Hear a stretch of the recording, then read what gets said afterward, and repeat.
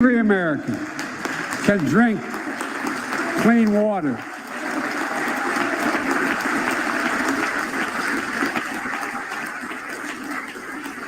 And the process will create thousands and thousands of good-paying jobs. It creates jobs connecting every American with high-speed internet, including 35% of the rural America that still doesn't have it. This is going to help our kids and our businesses succeed in the 21st century economy. And I'm asking the Vice President to lead this effort, if she would, because I know it will get done. Creates jobs building a modern power grid. Our grids are vulnerable to storms, hacks, catastrophic failures with tragic results, as we saw in Texas and elsewhere during the winter storms.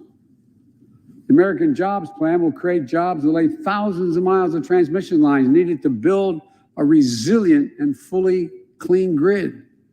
We can do that. Look, the American Jobs Plan will help millions of people get back to their jobs and back to their careers. 2 million women have dropped out of the workforce during this pandemic. 2 million. And too often because they couldn't get the care they needed to care for their child or care for an elderly parent who needs help. 800,000 families are on the Medicare waiting list right now to get home care for their aging parent or loved one with disability. If you think it's not important, check out in your own district, Democrat or Republican voters. Their great concern, almost as much as their children, is taking care of an elderly loved one who can't be left alone. Medicaid contemplated it, but this plan is going to help those families and create jobs for our caregivers with better wages and better benefits, continuing a cycle of growth. For too long, we've failed to use the most important word when it comes to meeting the climate crisis: jobs. Jobs. Jobs.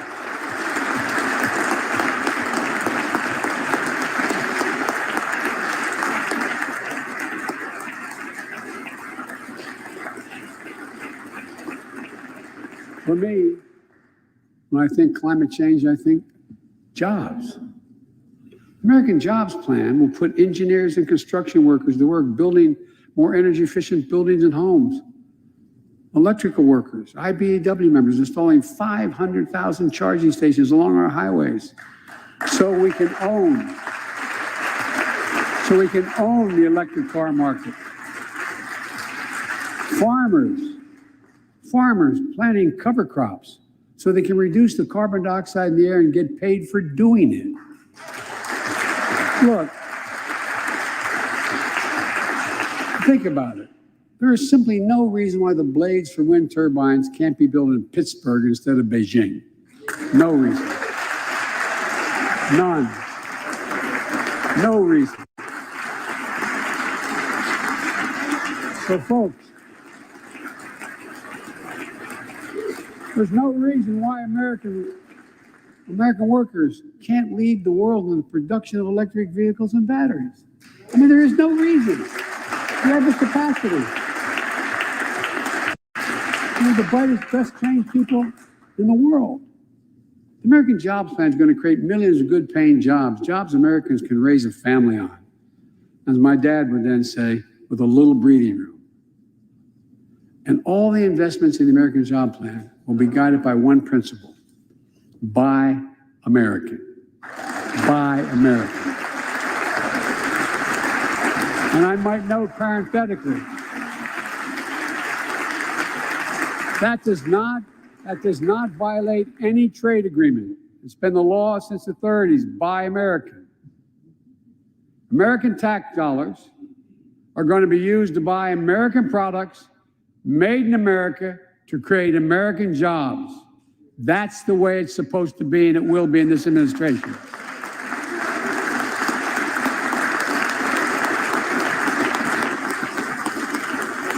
And I made it clear to all my cabinet people, their ability to give exemptions has been strenuously limited. It will be American products. Now, I know some of you at home are wondering whether these jobs are for you. So many of you, so many of the folks I grew up with, feel left behind, forgotten, in an economy that's so rapidly changing. It's frightening. I want to speak directly to you because you think about it. That's what people are most worried about. Can I fit in? Independent experts estimate the American Jobs Plan will add millions of jobs and trillions of dollars to economic growth in the years to come. It is a 8-year program. These are good paying jobs that can't be outsourced. Nearly 90% of the infrastructure jobs created in the American Jobs Plan do not require a college degree. 75% don't require an associate's degree. The American Jobs Plan is a blue-collar blueprint to build America. That's what it is.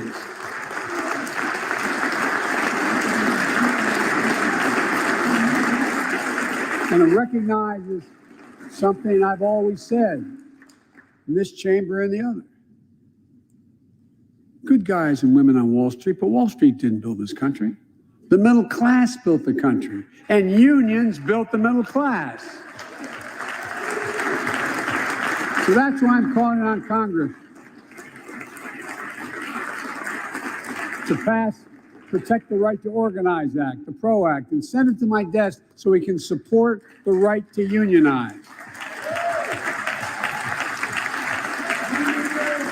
And by the way, while you're thinking about sending things to my desk,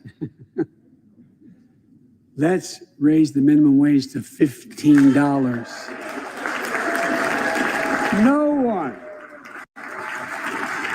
No one working 40 hours a week, no one working 40 hours a week should live below the poverty line. We need to ensure greater equity and opportunity for women. And while we're doing this, let's get the Paycheck Fairness Act to my desk as well, equal pay. It's been much too long. And if you wonder whether it's too long, look behind me. And finally, American Jobs Plan will be the biggest increase in non-defense research and development on record. We'll see more technological change. And some of you know more about this than I do. We'll see more technological change in the next 10 years than we saw in the last 50. That's how rapidly artificial intelligence and so much more is changing. And we're falling behind the competition with the rest of the world. Decades ago, we used to invest 2% of our gross domestic product in America, 2% of our gross domestic product in research and development. Today, Mr. Secretary, that's less than 1%. China and other countries are closing in fast. We have to develop and dominate the products and technologies of the future. Advanced batteries, biotechnology, computer chips, clean energy. The Secretary of Defense can tell you, and those of you on work in national security issues know, the Defense Department has an agency called DARPA, the Defense Advanced Research Project Agency. The people who set up before I came here, and that's been a long time ago, to develop breakthroughs that enhance our national security. That's their only job. And it's a semi-separate agency. It's under the Defense Department. It's led to everything from the discovery of the internet to GPS and so much more that's enhanced our security. The National Institute of Health, the NIH, I believe, should create a similar advanced research projects agency for health. And here's what it would do. It would have a singular purpose: to develop breakthroughs to prevent, detect, and treat diseases like Alzheimer's, diabetes, and cancer. I'll still never forget when we passed the cancer proposal in the last year as vice president. Almost $9 million going to NIH. And they've excused the point of personal privilege. I'll never forget you standing, Mitch, and saying, "Name it after my deceased son." It meant a lot. But so many of us have deceased sons, daughters, and relatives who died of cancer. I can think of no more worthy investment. I know of nothing that is more bipartisan. So let's end cancer as we know it. It's within our power. It's within our power to do it.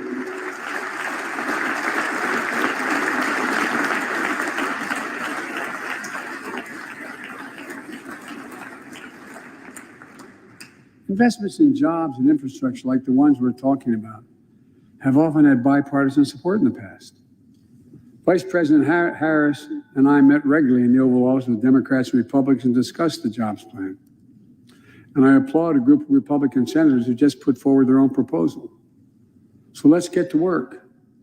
I wanted to lay out before the Congress my plan before we got into the deep discussions.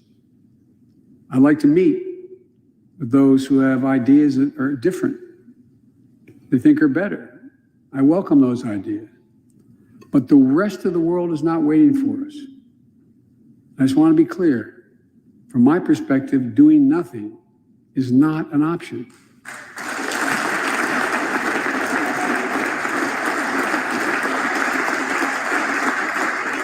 Look, we can't be so busy competing with one another that we forget the competition that we have with the rest of the world to win the 21st century. Secretary Blinken can tell you, I spent a lot of time with President Xi. Traveled over 17,000 miles with him. Spent, they tell me, over 24 hours in private discussions with him. When he called to congratulate him, we had a 2-hour discussion. He's deadly earnest about becoming the most significant, consequential nation in the world. He and others, autocrats, think that democracy can't compete in the 21st century with autocracies because it takes too long to get consensus. To win that competition for the future, in my view, we also need to make a once-in-a-generation investment in our families and our children. That's why I've introduced the American Families Plan tonight, which addresses 4 of the biggest challenges facing American families and in turn America. First is access to good education. When this nation made 12 years of public education universal in the last century, it made us the best educated, best prepared nation in the world. It's, I believe, the overwhelming reason that propelled us to where we got in the 20th century. But the world's caught up or catching up. They're not waiting. I would say parenthetically, if we were sitting down, we set a bipartisan committee together and said, okay, we're going to decide what we do in terms of government providing for free education. I wonder whether we'd think, as we did in the 20th century, that 12 years is enough in the 21st century. I doubt it. 12 years is no longer enough today to compete with the rest of the world in the 21st century. That's why my American Families Plan guarantees 4 additional years of public education for every person in America, starting as early as we can. The great universities in this country have conducted studies of the last 10 years and shows that adding 2 years of universal high-quality preschool for every 3-year-old and 4-year-old, no matter what background they come from, puts them in a position to be able to compete all the way through 12 years. and increases exponentially their prospect of graduating and going on beyond graduation. The research shows when a young child goes to school, not daycare, they're far more likely to graduate from high school and go to college or something after high school. When you add 2 years of free community college on top of that, you begin to change the dynamic. We can do that.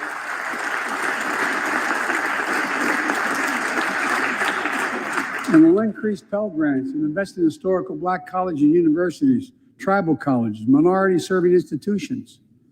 The reason is they don't have the endowments, but their students are just as capable of learning about cybersecurity, just as capable of learning about metallurgy, all the things that are going on that provide those jobs of the future.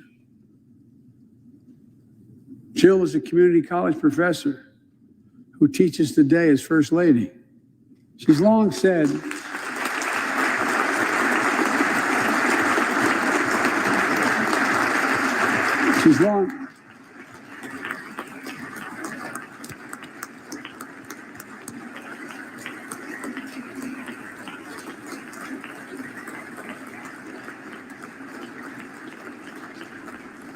if I've heard it once, I've heard it 1,000 times.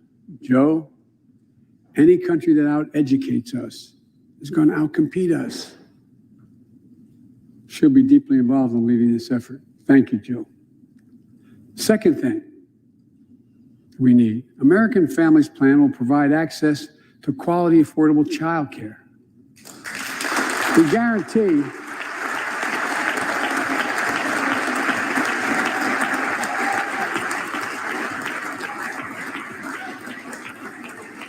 when I'm proposing the legislation, we guarantee that low and middle income families will pay no more than 7% of their income for high quality care for children up to the age of 5. The most hard pressed working families won't have to spend a dime. Third, the American Families Plan will finally provide up to 12 weeks of paid leave and medical leave, family medical leave. We're one of the few industrial countries in the world. No one should have to choose between a job and a paycheck or taking care of themselves and their loved ones or parent or spouse or child. And fourth, the American Family Plan puts directly into the pockets of millions of Americans. In March, we expanded tax credit for every child in a family, up to $3,000 per child if they're under 6 years of age. Over 6 years of age. And $3,600 for children over 6 years of age. With 2 parents, 2 kids, that's $7,200 in the pockets to help take care of your family. And that will help more than 65 million children and help cut child care poverty in half. And we can afford it.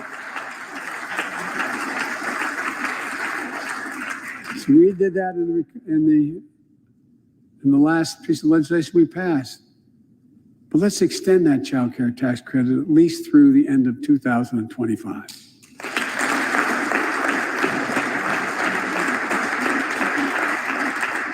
The American Rescue Plan lowered health care premiums for 9 million Americans who buy their coverage under the Affordable Care Act. I know that's really popular this side of the aisle. But let's make that provision permanent so their premiums don't go back up.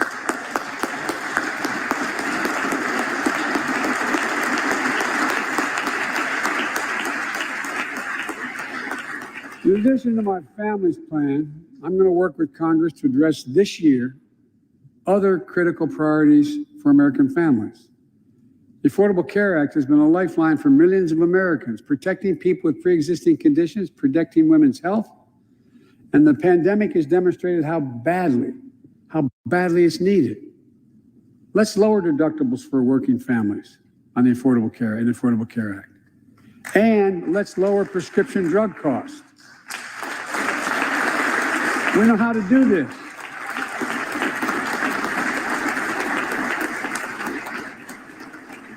The last president had that as an objective. We all know how outrageously expensive drugs are in America. In fact, we pay the highest prescription drug prices of anywhere in the world, right here in America. Nearly 3 times for the same drug, nearly 3 times what other countries pay. We have to change that, and we can. Let's do what we talked about for all the years I was down here in this body, in Congress. Let's give Medicare the power to save hundreds of billions of dollars by negotiating lower drug prescription prices.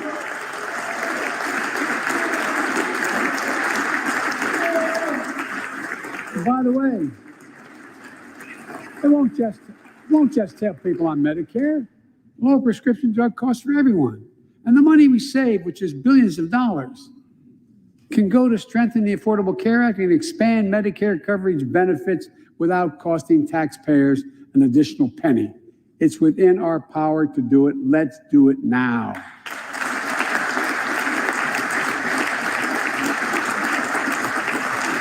We've talked about it long enough. Democrats and Republicans, let's get it done this year.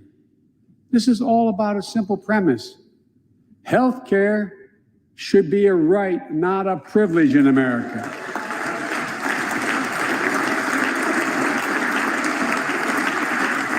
So, how do we pay for my jobs and family plan? I made it clear we can do it without increasing the deficits. Let's start with what I will not do. I will not impose any tax increase on people making less than $400,000. But it's time for corporate America and the wealthiest 1% of Americans to just begin to pay their fair share. Just their fair share.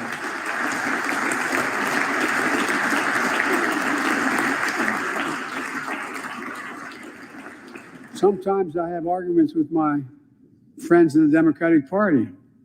I think you should be able to become a billionaire and a millionaire, but pay your fair share. A recent study shows that 55 of the nation's biggest corporations paid 0 federal tax last year. Those 55 corporations made in excess of $40 billion in profit. A lot of companies also evade taxes through tax havens in Switzerland and Bermuda and the Cayman Islands. And they benefit from tax loopholes and deductions for offshoring jobs and shifting profits overseas. It's not right. We're going to reform corporate taxes so they pay their fair share and help pay for the public investments their businesses will benefit from as well.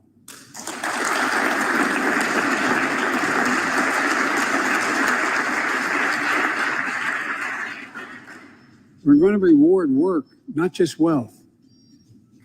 We take the top tax bracket for the wealthiest 1% of Americans, those making over $400,000 or more, back up to where it was when George W. Bush was president, when he started, 39.6%. That's where it was when George W. was president.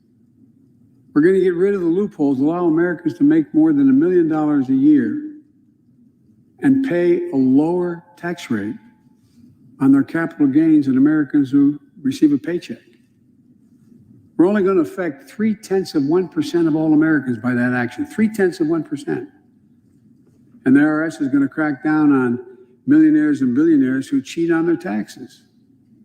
It's estimated to be billions of dollars by think tanks that are left, right, and center. I'm not looking to punish anybody. But I will not add a tax burden, additional tax burden to the middle class in this country. They're already paying enough. I believe what I propose is fair, fiscally responsible, and it raises revenue to pay for the plans I propose and will create millions of jobs that will grow the economy and enhance our financial standing in the country. When you hear someone say, they don't want to raise taxes on the wealthiest 1% or corporate America, ask them, whose taxes you want to raise? Instead, who's they're going to cut? Look, the big tax cut of 2017. Remember, it was supposed to pay for itself. That was how it was sold. And generate vast economic growth. Instead, it added $2 trillion to the deficit. It was a huge windfall for corporate America and those at the very top. Instead of using the tax saving to raise wages and invest in research and development, it poured billions of dollars into the pockets of CEOs. In fact, the pay gap between CEOs and their workers is now among the largest in history. According to one study, CEOs make 320 times what the average worker in their corporation makes. Used to be below 100. The pandemic has only made things worse. 20 million Americans lost their job in the pandemic, working and middle-class Americans. At the same time, roughly 650 billionaires in America saw their net worth increase by more than $1 trillion in the same exact period. Let me say it again. 650 people increased their wealth by more than $1 trillion during this pandemic. And they're now worth more than $4 trillion. My fellow Americans, trickle down economics has never worked. And it's time to grow the economy from the bottom and the middle out.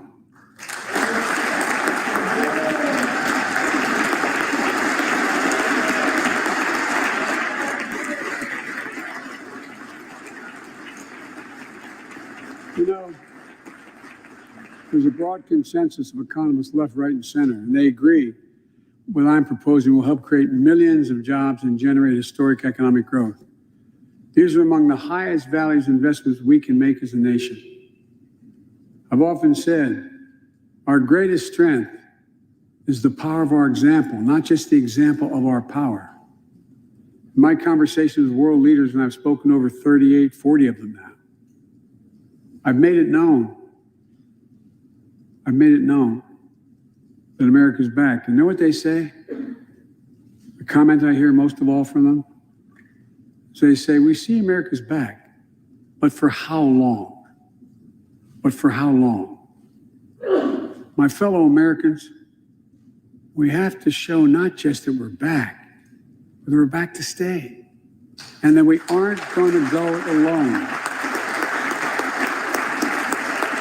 We're going to do it by leading with our allies.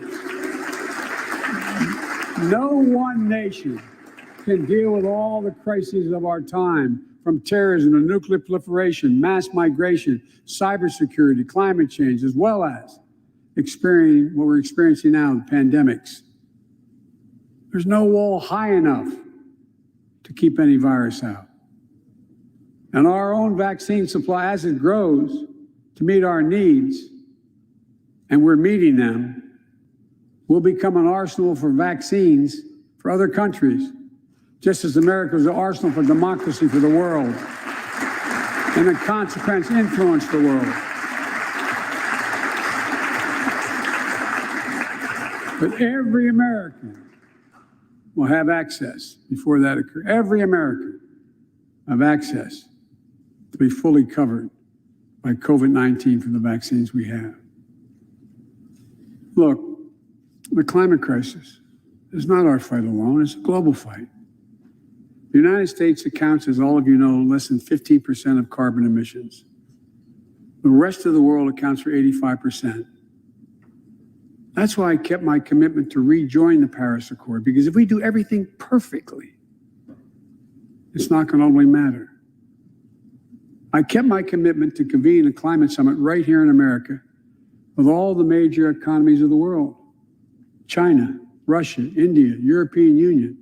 And I said I'd do it in my first 100 days. I want to be very blunt about it.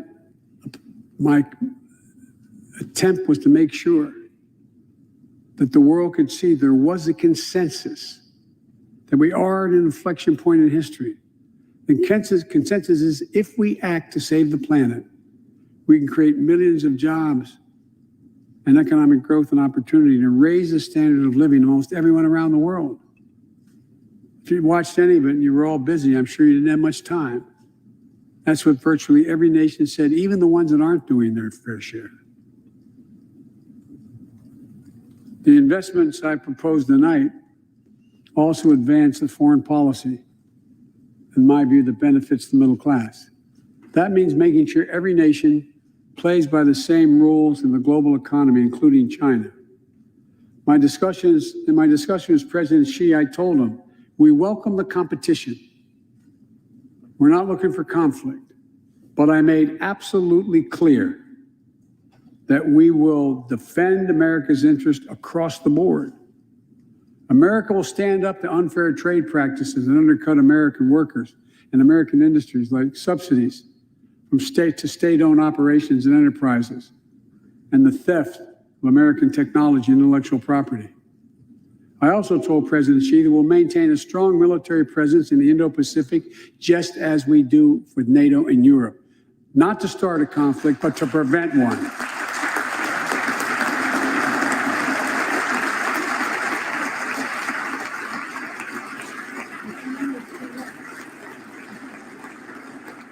I told them what I've said to many world leaders, that America will not back away from our commitments, our commitment to human rights and fundamental freedoms, and to our alliances. And I pointed out to him, no responsible American president could remain silent when basic human rights are being so blatantly violated. An American president has to represent the essence of what our country stands for. America is an idea, the most unique idea in history. We are created, all of us, equal. It's who we are. And we cannot walk away from that principle and, in fact, say we're dealing with the American idea. With regard to Russia, I know it concerns some of you, but I made very clear to Putin that we're not going to seek escalation, but their actions will have consequences. They turn out to be true, and they turned out to be true. So I responded directly and proportionally to Russia's interference in our elections and the cyber attacks on our government and our business. They did both of these things, and I told them we would respond, and we have. But we can also cooperate when it's our mutual interest. We did it when we extended the New START Treaty on nuclear arms, and we're working to do it on climate change. But he understands we will respond. On Iran and North Korea, nuclear programs that present serious threats to American security and the security of the world. We're going to be working closely with our allies to address the threats posed by both of these countries through diplomacy as well as stern deterrence. And American leadership means ending the forever war in Afghanistan. We have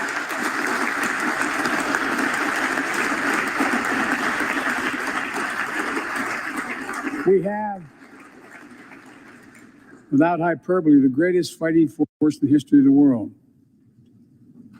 I'm the first president in 40 years who knows what it means to have a son serving in a war zone. Today, we have service members serving in the same war zone as their parents did.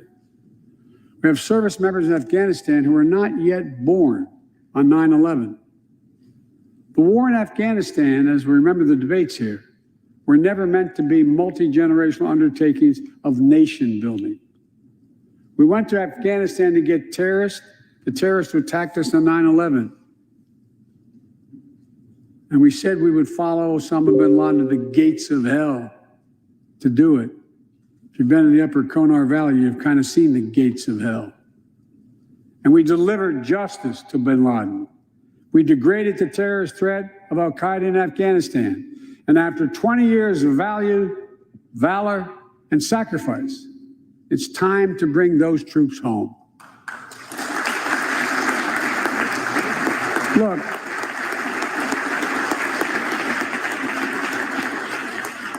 even as we do, we'll maintain over-the-horizon capacity to suppress future threats to the homeland.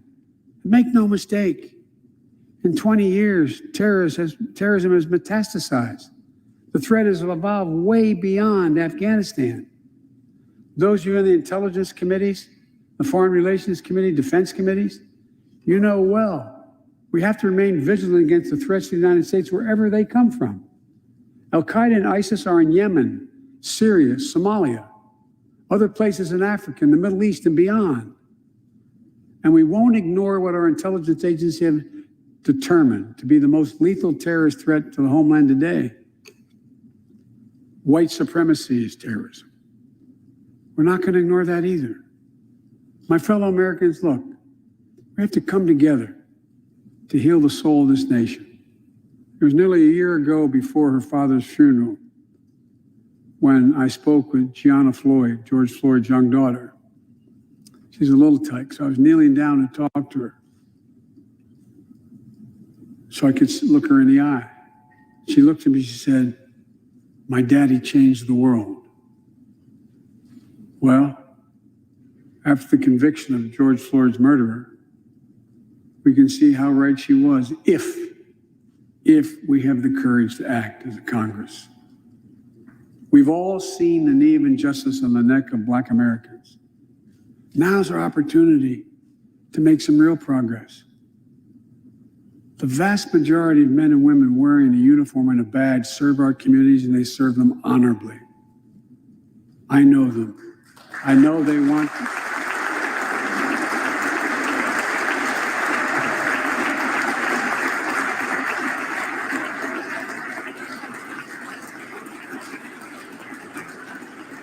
I know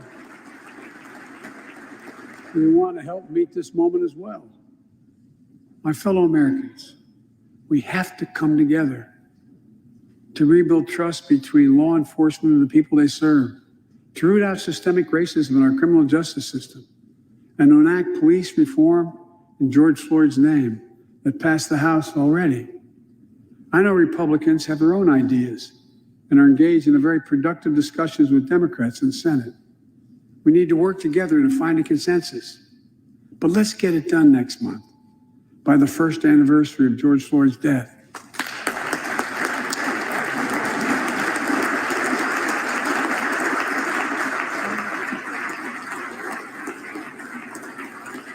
The country supports this reform, and Congress should act. We have a giant opportunity to bend the arc of the moral universe toward justice, real justice. And with the plans outlined tonight, we have a real chance to root out systemic racism that plagues America and American lives in other ways. A chance to deliver real equity, good jobs, good schools, affordable housing, clean air, clean water, being able to generate wealth and pass it down to generations because you have access to purchase a house. Real opportunities in the lives of more Americans, Black, white, Latino, Asian Americans, Native Americans. Look, I also want to thank the United States Senate for voting 94-1 to pass the COVID-19 Hate Crimes Act to protect Asian American and Pacific Islanders. You acted decisively. You can see on television the viciousness and the hate crimes we've seen over the past year and for too long. I urge the House to do the same and send that legislation to my desk, which I will gladly, anxiously sign.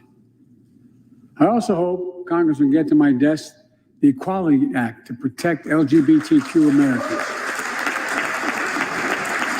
For all transgender Americans watching at home, especially young people, you're so brave. I want you to know your president has your back. Another thing, let's authorize the Violence Against Women Act, which has been law for 27 years.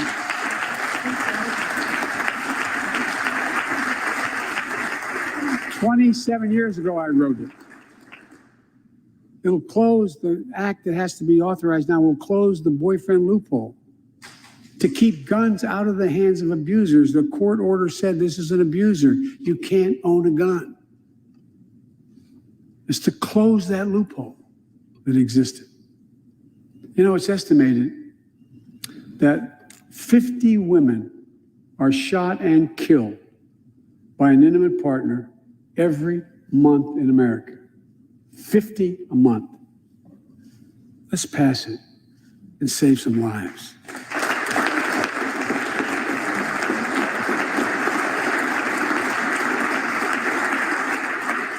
And I need not tell anyone this, but gun violence has become an epidemic in America. The flag at the White House was still flying at half-mast for the 8 victims of the mass shooting in Georgia, when 10 more lives were taken in the mass shooting in Colorado. And in the week in between those 2 events, 250 other Americans were shot dead in the streets of America. 250 shot dead. I know how hard it is to make progress on this issue. In the 90s, we passed universal background checks, a ban on assault weapons and high-capacity magazines that hold 100 rounds that can be fired off in seconds. We beat the NRA. Mass shootings and gun violence declined. Check out the report over 10 years. But in the early 2000s, the law expired. We've seen daily bloodshed since. I'm not saying if the law continued, we wouldn't see bloodshed. More than 2 weeks ago in the Rose Garden, surrounded by some of the bravest people I know, the survivors and families who lost loved ones to gun violence, I laid out several of the Department of Justice actions that are being taken to impact on this epidemic. One of them is banning so-called ghost guns. These are homemade guns built from a kit that includes directions how to finish the firearm.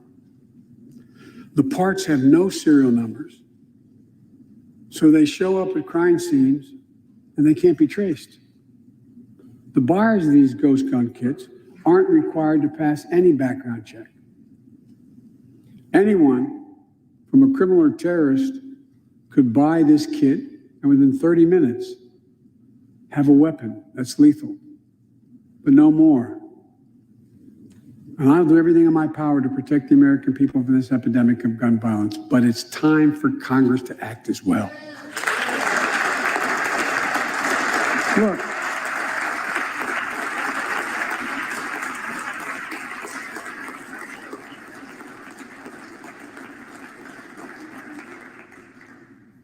I don't want to become confrontational, but we need more Senate Republicans to join the overwhelming majority of Democratic colleagues and close the loopholes required in background check purchases of guns. We need a ban on assault weapons and high-capacity magazines. And don't tell me it can't be done. We did it before and it worked. Talk to most responsible gun owners and hunters. They'll tell you there's no possible justification for having 100 rounds in a weapon. What do you think, deer wearing Kevlar vests? They'll tell you that there are too many people today who are able to buy a gun, but shouldn't be able to buy a gun. These kinds of reasonable reforms have overwhelming support from the American people, including many gun owners. The country supports reform, and Congress should act. This shouldn't be a red or blue issue. And no amendment to the Constitution is absolute. You can't yell fire in a crowded theater. From the very beginning, there were certain guns, weapons that could not be owned by Americans. Certain people could not own those weapons ever. We're not changing the Constitution. We're being reasonable. I think this is not a Democrat or Republican issue. I think it's an American issue. And here's what else we can do. Immigration has always been essential to America. Let's end our exhausting war over immigration. For more than 30 years, politicians have talked about immigration reform, and we've done nothing about it. It's time to fix it. On day one of my presidency, I kept my commitment and sent a comprehensive immigration bill to the United States Congress. If you believe we need to secure the border, pass it, because it has a lot of money for high-tech border security. If you believe in a pathway to citizenship, pass it. It's over 11 million undocumented folks, the vast majority of here overstaying visas. Pass it. We can actually, if you actually want to solve a problem, I've sent a bill to take a close look at it. We also have to get at the root problem of why people are fleeing, particularly to our southern border from Guatemala, Honduras, and El Salvador. the violence, the corruption, the gangs, the political instability, hunger, hurricanes, earthquakes, natural disasters. When I was president, when I was vice president, the president asked me to focus on providing help needed to address the root causes of migration. And it helped keep people in their own countries instead of being forced to leave. The plan was working, but the last administration decided it was not worth it. I'm restoring the program and asked Vice President Harris to lead our diplomatic effort to take care of this. I have absolute confidence she'll get the job done. Now look, if you don't like my plan, let's at least pass what we all agree on. Congress needs to pass legislation this year to finally secure protection for dreamers. The young people who've only known America as their home. And permanent protection for immigrants who are here on temporary protective status who came from countries beset by man-made and natural-made violence and disaster, as well as the pathway to citizenship for farm workers who put food on our tables. Look, immigrants have done so much for America during this pandemic and throughout our history. The country supports immigration reform. We should act. Let's argue over it. Let's debate it, but let's act. And if we truly want to restore the soul of America, we need to protect the sacred right to vote. Most people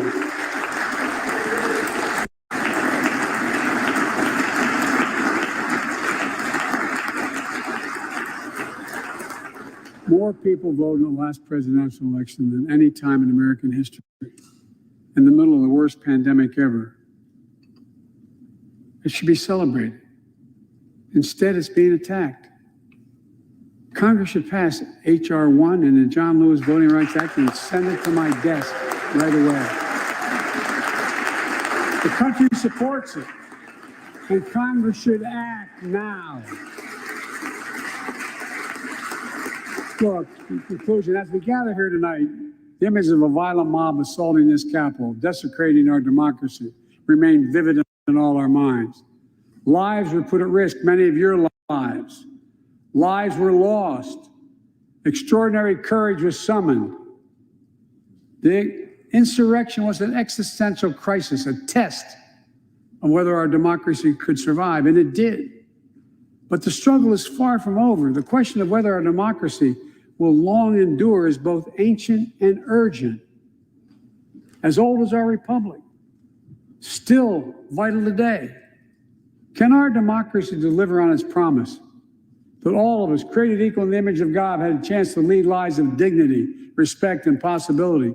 Can our democracy deliver the most pressing needs of our people? Can our democracy overcome the lies, anger, hate, and fears that have pulled us apart?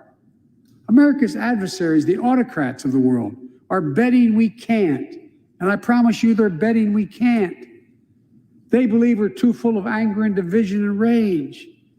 They look at the images of the mob that assaulted the Capitol as proof that the sun is setting on American democracy. But they're wrong. You know it, I know it. But we have to prove them wrong. We have to prove democracy still works, that our government still works, and we can deliver for our people. In our first 100 days together, we've acted to restore people's faith in democracy to deliver. We're vaccinating the nation. We're creating hundreds of thousands of new jobs. We're delivering real results to people. They can see it, feel it in their own lives. Opening doors of opportunity, guaranteeing some more fairness and justice. That's the essence of America. That's democracy in action. Our Constitution opens with the words, as trite as it sounds, we the people. Well, it's time to remember that we the people are the government. You and I. Not some force in a distant capital. Not some powerful force that we have no control over. It's us. It's we the people. In another era, when our democracy was tested, Franklin Roosevelt reminded us, in America, we do our part. We all do our part. That's all I'm asking. that we do our part, all of us. If we do that, we will meet the center challenge of the age by proving that democracy is durable and strong. Autocrats will not win the future. We will. America will. And the future belongs to America. As I stand here tonight before you in a new and vital hour of life and democracy of our nation, and I can say with absolute confidence, I have never been more confident or optimistic about America. Not because I'm president, because what's happening with the American people. We've stared into the abyss of insurrection and autocracy, pandemic and pain, and we, the people, did not flinch. At the very moment our adversaries were certain we'd pull apart and fail, we came together, we united.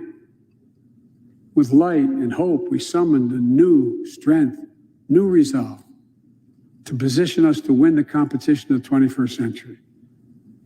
On our way to a union more perfect, more prosperous, and more just, as one people, one nation, and one America. Folks, as I told every world leader I've ever met with over the years, it's never, ever, ever been a good bet to bet against America, and it still isn't. We're the United States of America. There's not a single thing, nothing beyond our capacity. We can do whatever we set our mind to if we do it together. So let's begin to get together. God bless you all, and may God protect our troops. Thank you for your patience.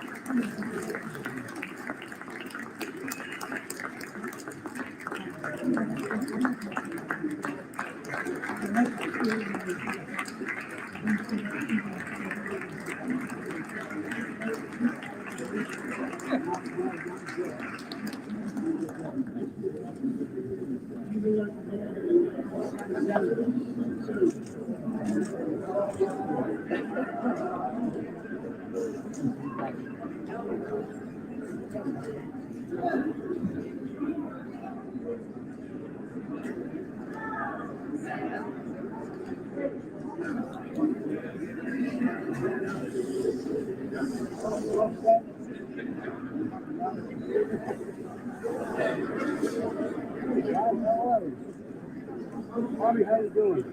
How's Mom? Good. Give her my love. Watch out for that one. Be nice to you.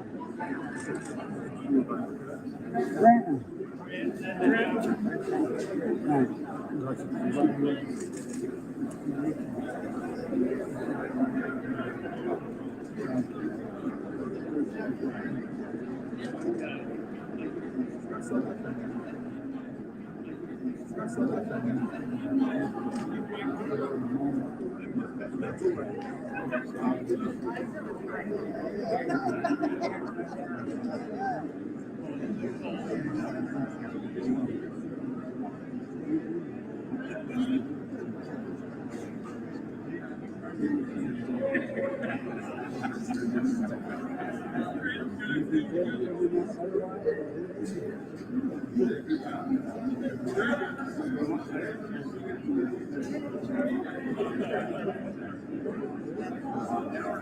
And by the way,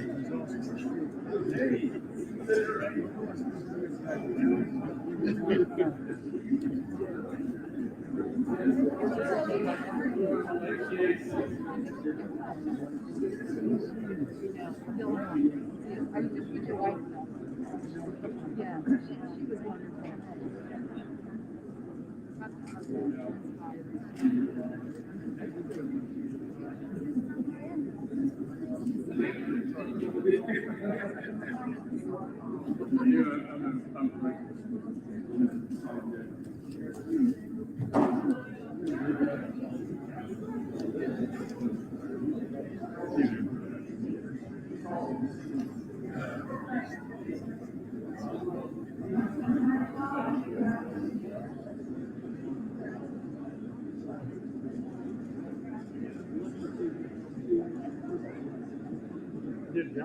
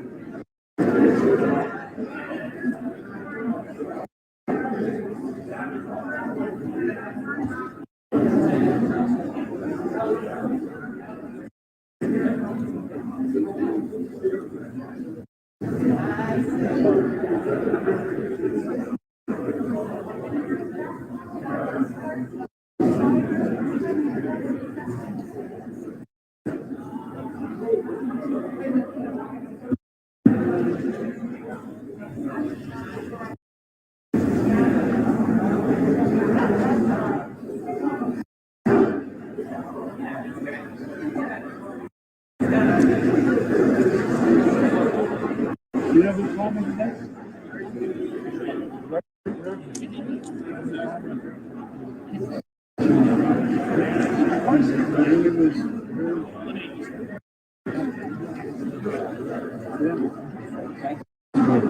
Mr. President, I'm a sheriff from Texas, the most diverse county in the entire country, Clifton County. I want to help with the criminal justice system. I want to be part of it. It's needed, so I don't know how to reach out to you, but I have the experience. My name is Troy Neal. I'm the sheriff in Clifton County, and it's honored to be a part of it. Now, I don't want to hurt your reputation. This is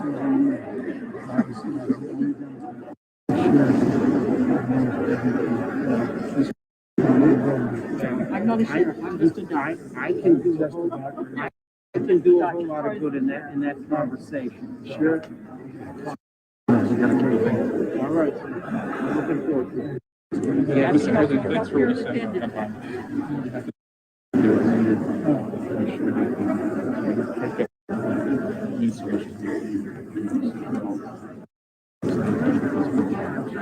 By the way, Jim, I don't like that. I don't like guys who look this good. Good to see you. Let's get it calibrated. But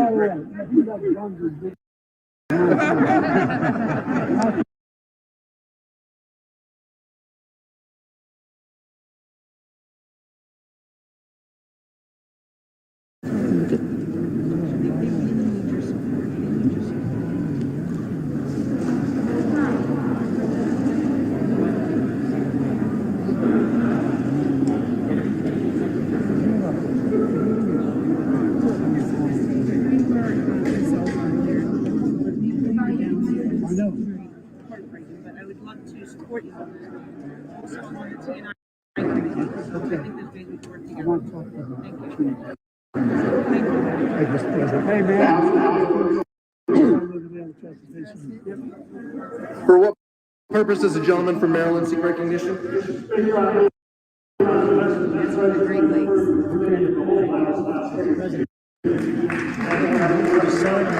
Without objection.